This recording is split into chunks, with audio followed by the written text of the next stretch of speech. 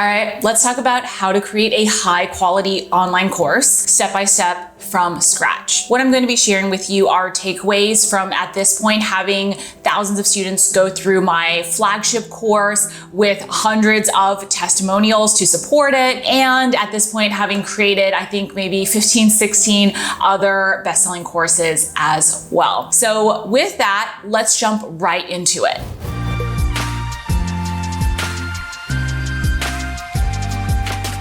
Okay, before we get into the step-by-steps for what to do to set up and create your course, first we have to talk about the prep for setting it up so that you are going to create the best course possible on the first go around. And the first thing that you have to think about is, what are the results that someone is going to get from going through your course? The thing is, what makes a course high quality is not how much information you put into it. So when you see a course creator talk about, my course is amazing because you get 1,000 modules and 50,000 hours of video, that yes is a lot of good content, I'm sure, but it doesn't make it the best quality course for that person's students, because it's not the volume of information that makes a course good. There's plenty of information for free all over the internet. What makes a course good is how it helps that student get the best results possible in the best way, the fastest way, the most efficient way for them. And so what that means is, the first place to start is to get clear on, what are the results that I want someone to get from going through my course. Now, even if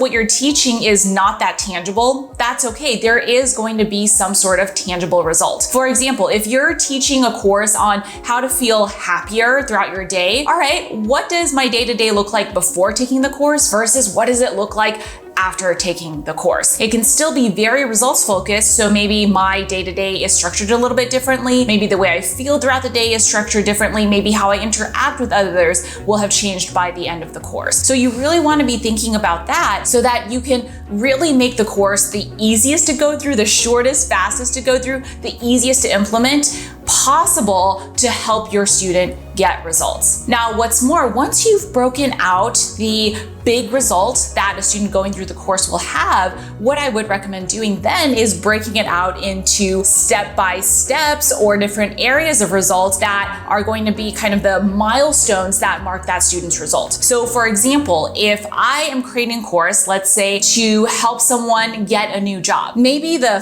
first milestone along the way, right? So if you think about it like a path, A to Z. What are the letters, the milestones in between the path that are going to mark that, hey, I'm on the right track? So back to the example of career coaching and getting a new job. Maybe the first milestone is getting clear on what new job I even want, what benefits I want, what the job role is, what my options are, so on and so forth. So maybe that's the first milestone. Maybe the second milestone is updating my application material, maybe my portfolio, my resume, so on and so forth. So you get the idea. So really break it out into, okay, what are the milestones for my course that are going to lead that person to the ultimate result? So again, the easiest way to think about this is, if you think about A to Z, literally a path, you can draw it out. Then mark the milestones, as many as you need in between A to Z, so that you can figure out, okay, these are the small stepping stones in between the big result that I'm going to be able to use to help someone continue moving forward in the right direction without getting overwhelmed by trying to have to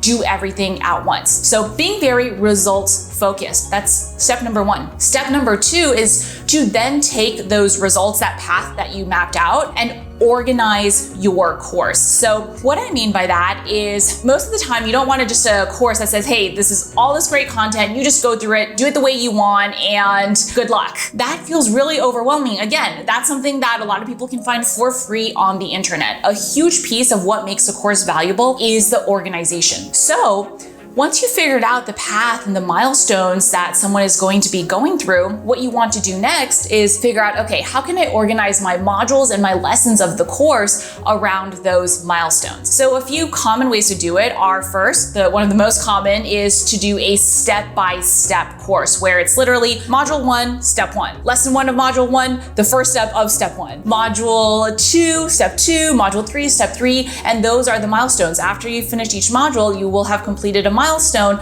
along the way that moves you forward towards getting that ultimate end result. That is, like I said, the most common way and often the easiest to explain, to market, and to create for yourself because it's very straightforward. Another common way is to group it around certain areas of mastery. So for example, using one of my own courses, I have a course that teaches you how to write sold out sales pages, really successful sales pages for all of your different courses and coaching offers. Now, that's not so much step-by-step because what I teach is that you don't want to use the same sales page template for every single sales page. It really depends on what product and what price range you're selling. And so my organization for that course is not step-by-step. Instead, it's broken out based on the different areas depending on the type of product that you want to sell. So you know, hey, if you want to sell this type of product, you're going to go to this module. If you want to sell this type of product, you're going to go to this module, and so on and so forth. So if something like that is more applicable to your course, then you would organize it that way. Another super common way is to organize your course based on different tips that are different ways for a student to get a result. So another example, again, using myself, is of my Your First Paying Clients course. Now, there are some step-by-steps in there because you do have to first figure out your business idea, your offer, before you can go out there and start selling it to clients. But aside from that, what I teach is different strategies to get your first paying clients. I teach, I think, about 5 different really successful, effective strategies. And so I break those strategies into different modules. Now, the thing behind that is someone doesn't have to go through those modules and those strategies in chronological order, although they can. They could also just choose any one particular strategy that they feel is the best fit for them and just start with that one so that it's very clear, hey, these are the strategies. I recommend this strategy for this situation, so on and so forth. And so you can choose the best one for you. And so if that's more applicable to what you're teaching, then that's how you would want to organize it. So that is tip number 2, organizing your course and really planning all this out beforehand so that once you sit down and actually put the course together,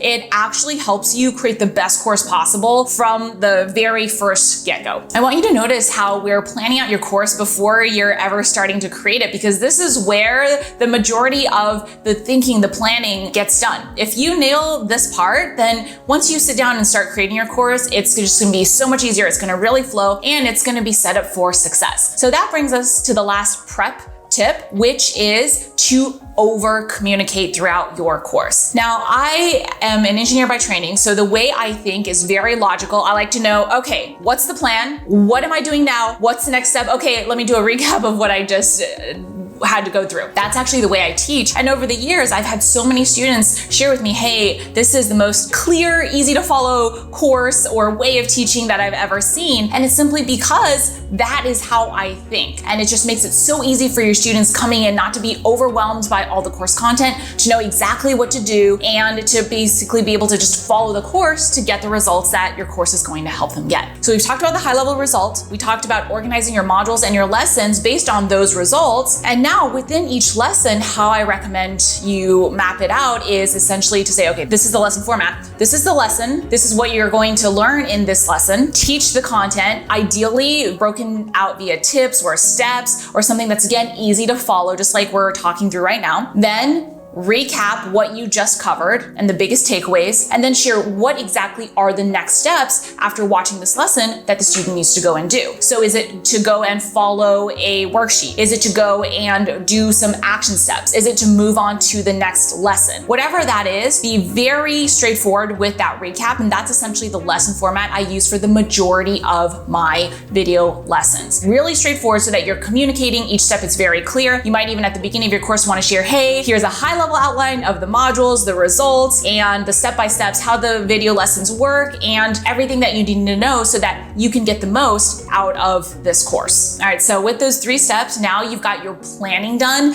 Now it's time for us to move on to talking about, okay, how do you actually create your course? If this is your first course, you've got a few options, and I'm gonna talk you through them, and I'm gonna share what I personally recommend. The easiest way to get started with your first ever course is to create a private Facebook group that only your students students can join, and to basically put your course content into very straightforward PDFs or Google documents. Doesn't need to be anything fancy, delivered via just recorded videos on your laptop or even live streams with your students or Zoom calls. Any of those options work, but all done in a private Facebook group where you use the unit section to host the content. This means that you don't have to set up a course platform. You don't have to bother with any additional tech. You can just put everyone into the Facebook group, and then you can focus on delivering the content and supporting your students. That's how I personally created my first ever course and group program. And it worked out really well because it also created this sense of intimacy with my students that made them feel really supported, that had them excited to check in on the group and see what new content was coming up, and created an amazing success rate of about 90 to 95%, which is almost unheard of for online courses. So if this is your first ever course that you're thinking of creating, you're wanting to be super lean and you're wanting to focus on creating the best content and helping your students get the best results, I would recommend starting there. The second way, which is slightly more complicated but still not super complicated, is to create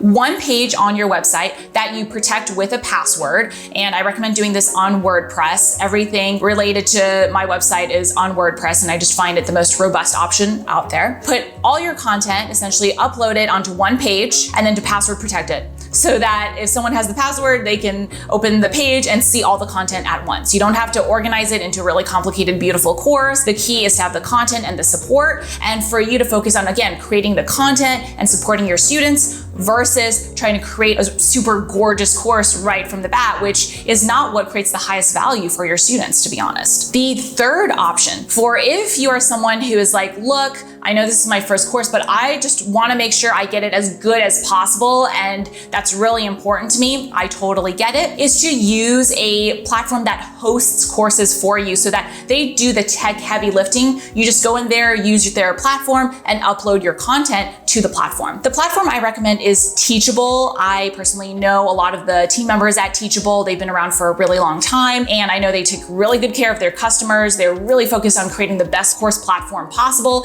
and their course platform is really beautiful, easy to use for both course creators and students. So that's the option that I recommend. The last option essentially here is to create your own custom course membership site. That is what I personally do for all of my courses, and the reason for that is because I like a lot of control. I want to control how I deliver my courses, what my courses look like, the way they're organized, the platform, everything. That being said, it's also the most complicated, the most time and resource intensive, and the most expensive to do. At this point, to custom create all of my courses has cost me, I don't even know, 5 to 6 figures to custom create each one, because I bring in my designer, we talk through the design, we create all the content, we create the course membership. And so personally, I love doing that. But again, I didn't start there, and I built up my business to a point where I was able to do that. And so if you're starting out, that is an option to think about and know is available for you down the road. But again, I would not recommend starting there. I would recommend first and foremost using the private Facebook group. But again, if you want something just a little bit fancier, to either use your own custom password protected site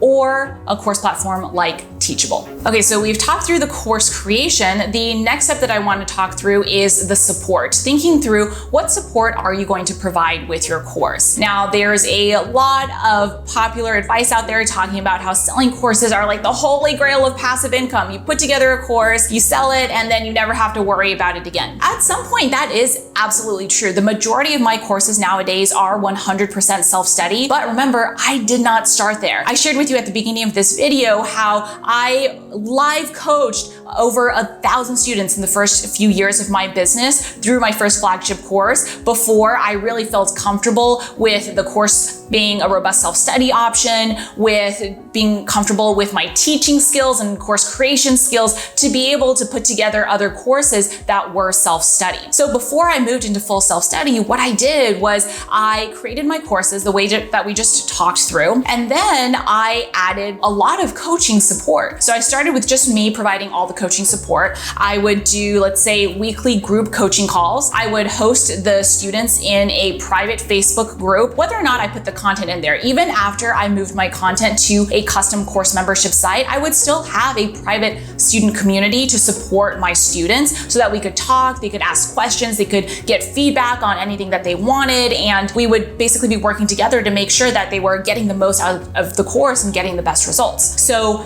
I did that, and I would say, hey, I'm gonna be in the group for, let's say, Mondays through Fridays or 2 or 3 times a week. I'm gonna try and respond to you within 48 business hours, often much sooner, and this is what you can expect, so that my students went in knowing exactly the kind of support that they would get. Now, over the years, as my courses grew and I brought in cohorts of hundreds of students each time, I wasn't able to handle all of that. And so I scaled the support that I provided. I still held regular, let's say, bi-weekly group coaching calls. I also brought support coaches to support in different areas related to whatever the course was that I was teaching. And so that's absolutely an option for you to think through. For your first few courses though, it will probably be enough for you to simply support it yourself, just the way that I mentioned. But you want to think through that. You want to really make sure that's something that you are planning for in your course planning and creation, because that's something not a lot of people talk about, right? A lot of people teach you to create a course and then, okay, it's going to be 100% rainbows and unicorns and easy from there. Not exactly. That's missing a few steps in between. And when you do this, it's going to help you really get to know your students, help you get their feedback to create and update your course in the best way possible, and help them get the best results possible so that they can create amazing testimonials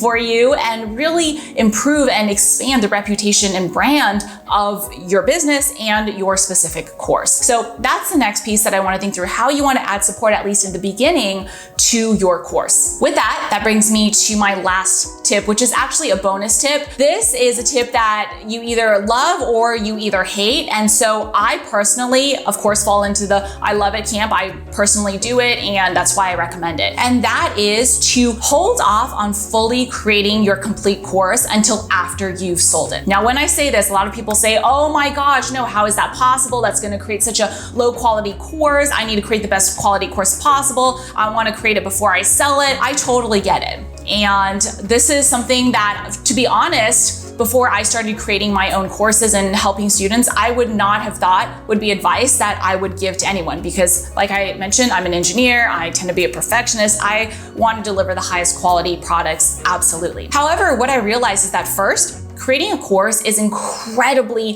time and resource intensive. If you are just sitting there in a vacuum at your desk, looking at your computer screen, trying to create your course, it could take you a really long time. And so that course might never get out there and help the people that need it, right? So that's thing number one. Also, no matter how good you are at whatever it is you teach, there is a different skill set that comes in when you are teaching it. And that skill set is knowing how to teach it. So I will tell you, back when I was building my first online business, I was doing digital advertising consulting. I built it on the side of my job, and I built it to 6 figures before turning in my notice. So after I did that, people started asking me, hey, how were you able to do that? And I gradually moved into the business that I am in now. Now, here's the thing. I thought, okay, I did this, I went through this myself. I'm going to create my course that helps people build their own online business and leave their jobs exactly the way I went through it, and that's going to give them the best experience possible. So in my mind, I shared exactly the order of the steps that I went through. And one of the key things was that I first got clients before I built my website. So the order of the modules, the results, like we talked about in the first few tips, was to first get some clients, and I shared all the step-by-steps for that, and then to build your website, and then I shared the step-by-steps for that. Little did I know, when I actually started delivering the program, time and time again, I heard from so many students, I know the logic, I know it makes sense, I just do not feel comfortable promoting my business without first having a website up. I don't care about the efficiency, I don't care about getting clients first, I just need to make sure I have a website up so I can feel good about promoting myself. Now, that's something I would not have realized on my own, no matter how long, how hard, how much effort and time I put into thinking about and planning and creating my course. Examples like that are why it actually is better for you to create your course as you deliver it. So for example, before you deliver it, you might want to create the first module so that it's done. When someone buys the course, they can get access to the content immediately. But then you might want to wait until a few students have gone through the first module to say, hey, what did you like about it? What would you have liked to see a little bit more of? What questions are coming up for you? The next module is about this. What questions are coming up for you about that, to make sure you address it? And when you do it that way, honestly, that actually helps you create the best course the first time around. Plus, when you're co-creating with your students, it's actually more valuable to them because it feels to them like you're creating it exactly for them and you're reading their mind, you're addressing all their problems, and they love it. I did this for so many of my first few courses as I was learning my own course creation and teaching skills. And so that's something I highly recommend you think about if you're really focused on creating the best, most high quality course and doing so the first time around and in the most efficient way possible. That's a win-win for you and your students. So we just covered a lot. Those are the step-by-steps that I recommend for creating your own high quality online course from scratch. Now with that, once you create the course, of course, you're probably going to want to sell it and get it into the hands of as many people as possible. If so, I've got a great free training for you on the unique launch framework that I have always used to create and sell out all of my courses in the first few years of my business. It's the exact framework that I used to create and sell out my first ever course for $8,000 within just a few weeks, back when I had almost no audience, and then scale my next course launch to $101,000. And then my third course launch after that, using again the exact same framework, simply scaling it up to over $800,000. And over the years, every time I've used it, it's brought in multiple 6 to 7 figures. So I'm gonna put that training for you and link it either somewhere on this page and or in the description below so that you can get that if you want that. Now, if you're someone who has already started coaching or consulting, or you're thinking about coaching and consulting versus courses, then what I've also got for you is another great free training on the difference between the two, the difference between selling them and how to decide what's right for you, when each step is right for you, when to transition between both. And so I'm gonna link that for you again somewhere on the screen and or in the description below. Thank you so much for being here. If you have gotten a lot of great takeaways out of this video, I would appreciate it if you would hit like, leave me a comment, and hit subscribe if you are not yet subscribed. That is it for today, and I will talk to you next time.